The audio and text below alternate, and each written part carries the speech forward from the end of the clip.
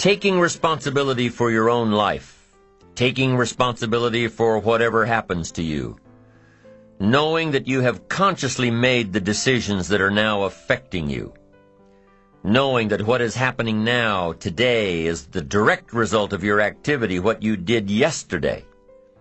Self-reliance is basically counting on yourself. Now, being self-reliant doesn't mean you can't work with others or trust others. Self-reliance means counting on yourself, trusting yourself, being confident with yourself, being responsible to yourself, trusting your own instincts, trusting the conclusions that you have developed from your study of experiences and philosophies, taking the credit that is due you, learning from the mistakes that you have made, being self-reliant. Gestalt psychologists give an example of being self-reliant. They say that you're responsible for getting caught in the rain. They say that by deciding not to carry an umbrella every day, you have made the decision to endure an occasional drenching. Translation? By not being prepared, you make the choice of getting caught in some of life's unpleasant circumstances. Be they rain, failures, economic losses, relationship losses, professional losses, personal losses. By not being prepared, thinking ahead, it's your choice. Now here's the other side of it. By being prepared, you increase your chances of success. You increase the likelihood. By being prepared, you increase your chances of success, of seizing opportunities when they come your way, of being ready within yourself to take advantage of once-in-a-lifetime situations. Some people tend to blame others for their mistakes, blame others for their failures. Somebody says, it's not my fault the report isn't done, so-and-so didn't do their part. Of course it's your fault. It's your report too. It's your responsibility to see that everyone you delegated work to does their part. Now, you can't control what others around you do, but it's in your own best self-interest, your enlightened self-interest, that you stay on top of things, especially if it's going to affect your future. You think your boss cares that John didn't do his part? You think he sees John as the bad guy? Of course not. All he sees is that the report isn't done, bottom line. Be responsible for the things that affect you. You can make sure you're more responsible by checking in with those people who are working with you, the people who make up your team. You can be more responsible by saying, hey, John, how are you doing with your part? Do you need some help? Can we put somebody else in here to help you finish? Now, if John consistently doesn't handle his part, you've got to replace John. If he isn't doing his share, you've got to find somebody that will. Or what? It will negatively affect you. You can't wake up in the morning that the project is due hoping and wishing that John has done his part. No, you've got to be responsible because it's going to affect your career too. Now, my approach to my better future very early on in my career was to just go through the day with my fingers crossed. And I used to say something like, I sure hope things will change for the better. Then here's what I found out. They're not going to change. Somebody says, well then, how will my life ever change? Answer, when you change. When you change, when you get better, it'll get better. If you change, it'll all change. Don't put it on someone else. Hope that someone else will change it for you. Take responsibility for yourself. Take personal responsibility. You can't change the circumstances or the seasons or the wind, but you can change your reading habits. You can change whether or not you go for the skills, burn the midnight oil, turn yourself around, multiply your value by 2, 3, 5, 10. That you've got charge of. That you have control of. You don't have control of the constellations, but you've got control over whether or not you go to night school, take adult classes, learn some new skills. You have control over that. And if you don't, that's your fault. You've got to take personal responsibility. You've got to be self-reliant. You. Nobody else can change your life, alter your ambitions, pave a golden road for you. But you can. It's up to you. Be responsible for yourself. Learn to reap the harvest without complaint. This is a sign of growing maturity. And here's where it comes from, taking full responsibility. Whenever your preparations lead to success, achieving your goals, you reinforce the disciplines that got you there. Success leads to reinforcement of the proper disciplines. If what you're doing is working, keep doing it. If what you're doing isn't working, change it. When you are doing all that you can possibly do and are successful at reaching your expectations, keep doing it. Success is a reinforcement. Psychologists call this positive reinforcement. We all know about positive reinforcement. That's how we train our dogs. That's how we teach our kids. That's how the trainers at SeaWorld can get a killer whale to do tricks and follow commands and work side by side with humans by positive reinforcement. When you bring a brand new puppy home and try to teach him not to mess in the house, what do? You reward him for going outside or scratching at the door. When you're trying to get your toddler out of the diaper stage, what do? You reward her with special presents, make her feel special for learning something new. When you're trying to get your older kids to crack the books and study, what do? You reward them when they get good grades. You teach them that the skills they are developing now will have great positive effects on their lives later.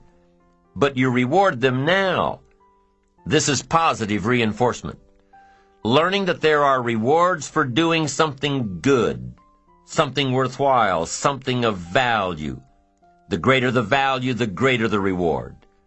The better you do, the better your reward. The greater the value, the greater the reward. A bigger paycheck, a better house, financial freedom. It's all a reward system. Now, there are two major benefits of positive reinforcement. Number one, positive reinforcement builds good habits. If what you are doing, the habits you've gotten into, are building your ambition and increasing your success, keep doing them. Your success is reaffirming that these habits are good. Your success tells you that you need to keep doing what you are doing. By reviewing these habits that bring on success, you reinforce them, give them sticking power. Now here's the other side. By reviewing your habits, you may find out that some of them are inhibiting your success. You may find out that what you're doing every day is bad for you. Or you may realize that you've gotten out of some very good habits. Somebody says, well, I've just gotten out of the habit of taking my daily walk around the block. Well, I guess you'll just have to get in the habit of being sick down the road. Somebody says, well, I used to read the books all the time. I've just gotten out of the habit. Then change it. Go back into your disciplines. If you've just gotten out of the habit, just get back into the habit. It's called discipline. If it doesn't work, don't do it any longer. You can keep your fingers crossed if you want to and hope that it'll all straighten out. You can wish for the wind not to blow quite as severely, to change in your favor, but we call that naive at best. If the habits that you've gotten into aren't serving you, change them. You can't keep doing this any longer. Don't wish for a better wind. The key is to wish for the wisdom to set a better sail. Utilize whatever wind that blows to take you where you want to go. That is the philosophy I picked up at age 25, and it revolutionized my whole life. And here's what I found. I found it was easy. I became a millionaire when I was 31, and I found it was easy. Now here's my definition of easy. It was something I could do. I figure if it's something you can do, it's easy. But here's a little parenthesis. I worked hard at it. I made sure my disciplines were in line. I made sure my habits were good. I made sure I did all that I could. I found something that I could do, but I worked hard at it. I got up early, stayed up late, and worked hard from age 25 to 31. But what I did was easy, meaning it was something I could do. Well, you say, Mr. Rohn, if it was so easy, how come during those 6 years all those other people around you didn't get rich? Here's why. It's easy not to. How else would you describe it? That's it. It's easy to keep doing the things that don't work. It's easy to keep bad habits. It's easy not to develop the disciplines. It's easy not to. So how come I got rich and they didn't? Here's a philosophical phrase. The things that are easy to do are also easy not to do. That's the difference between success and failure, between daydreams and ambitions. Here's the key formula for success. A few disciplines practiced every day. And those disciplines have to be well thought out. What should you spend your time doing? Don't waste your time on things that aren't going to matter. But a few simple disciplines can change your whole economic future. Future with your family, future with your business, future with your enterprise, your sales career, your management career.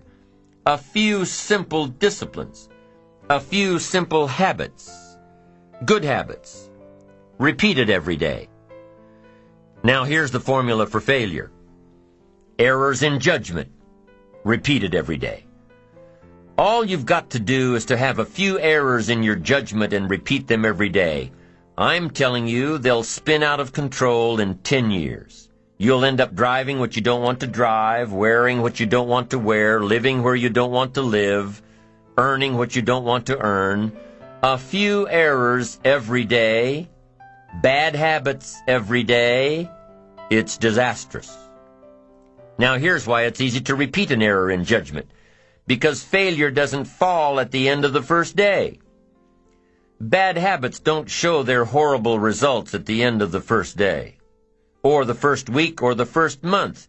It's easy to get faked out. If disaster fell on us at the end of the first week, we'd change our philosophy. But it's so subtle. Errors in judgment, bad habits. They're so subtle. They get you a little off course, a little off course, a little off course. You keep drifting off course, and all of a sudden you're caught. So you've got the choice right now of one of two easies, easy to do or easy not to do.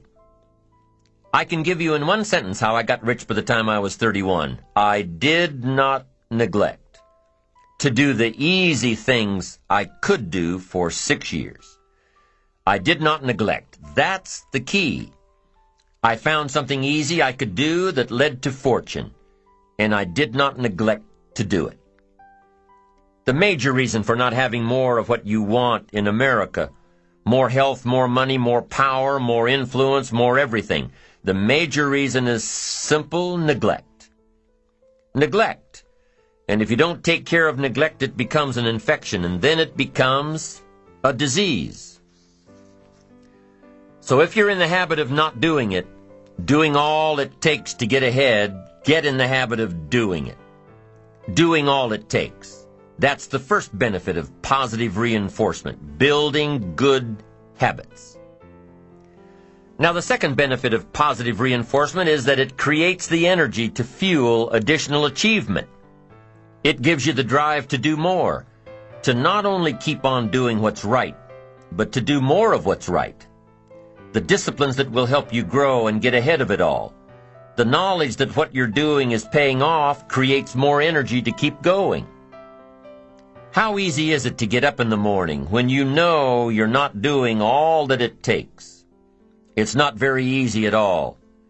You can just lay there awake thinking, oh, what's a few more minutes in bed? It won't matter much anyway. Wrong. It does matter. It will matter. Now, how easy is it to get up in the morning when you're pouring it on, doing the best you can, anxious to get going, make progress toward your dreams? It's a whole different story.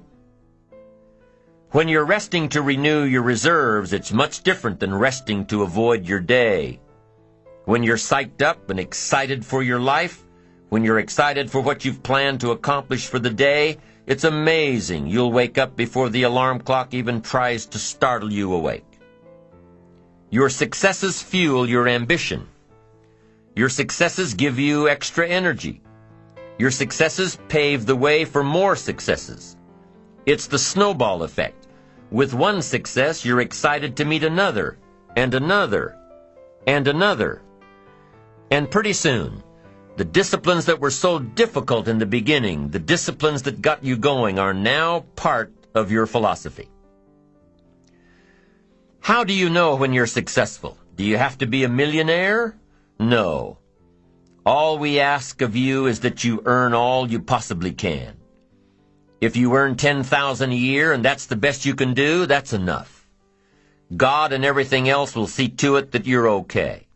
The key is to just do the best you can. If it's $10,000 a year, wonderful. If it's $100,000 a year, wonderful. If it's $1 million a year, wonderful.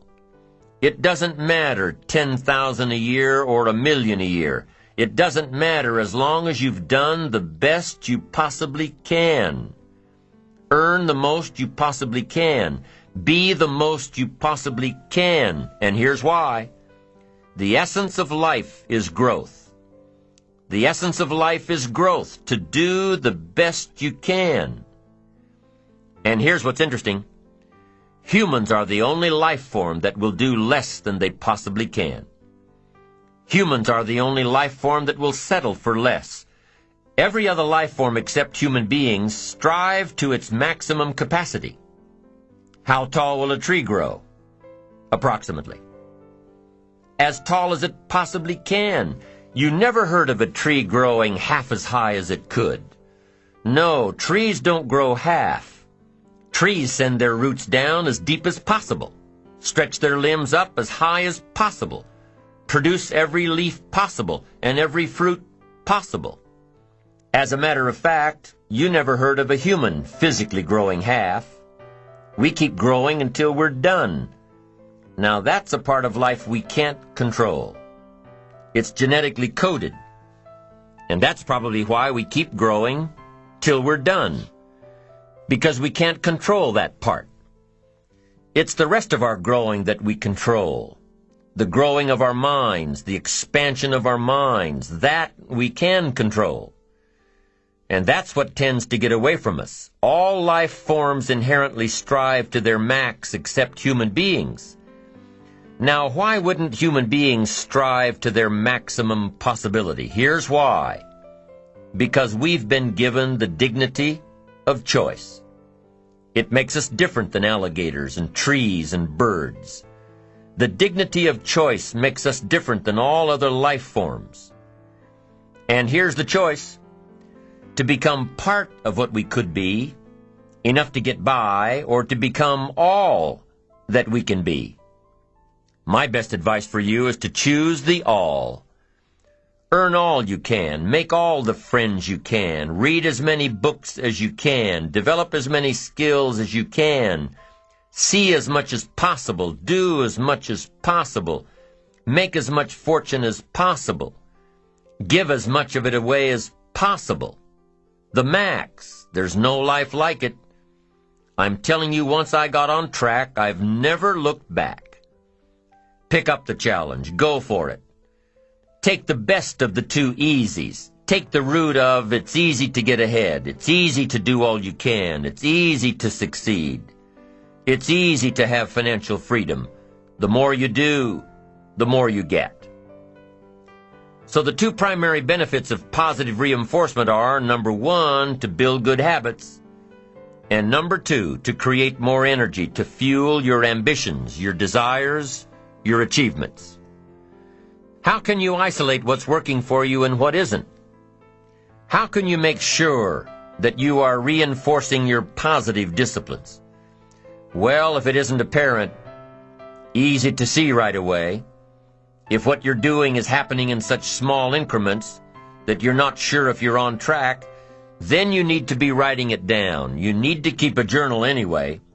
But if you really aren't sure that what you're doing is making measurable progress, you need to keep a written record.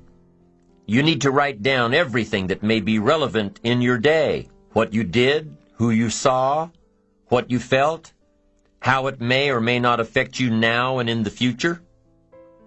The best way to track your activities of the day is to write them down. The best way to track your activities of the week is to write them down. The best way to analyze your progress through the year is to have written it down. Why? So you can look back on it. Because by keeping a written record of your life, you will be more accountable. By putting into writing the action steps that you have planned, you will easily see what works and what doesn't. Most people just try to get through the day, never writing anything down, never keeping track of their progress along the way, never really knowing if they are doing all they can to reach their goals, to drive their ambition. But gifted people learn to get from the day. They don't let a day end without picking up some valuable experience, some emotional content, some idea that may positively affect their future. To get the most from a day, to learn the most from a day, you need to be able to reflect on the day. And how can you reflect on a day unless you record it in history? How can you possibly reflect on a week unless you can look back and analyze it? How can you learn from past mistakes and bask in the past successes unless you write it all down? There's something magical in writing out a problem. It's almost as though when you start writing it out, you start figuring out ways to make it work. Perhaps the magic is that when you write it down, you can now be objective. You can start to see objectively where you fit into the picture. You can start to see if you are being responsible, if you are being self-reliant. You are pondering it. You are trying to figure it all out. The fact that it is now on paper actually creates a space between you and the problem. And in this space that you have created, now solutions have room to grow. You see, writing about events that occur helps you to understand exactly what is happening. When we describe life to ourselves only in our minds, our imaginations tend to feed back false information about how things are, distorted information. Sometimes our creativity can create scenarios that really don't exist at all, if we keep the information just in our mind. But by writing it all down, we now can become more factual, more accurate, more realistic, more logical. And then as we reread what we have written, we create a new picture in our mind. And once we see things as they are rather than how we think they are, we can see our way to make them better.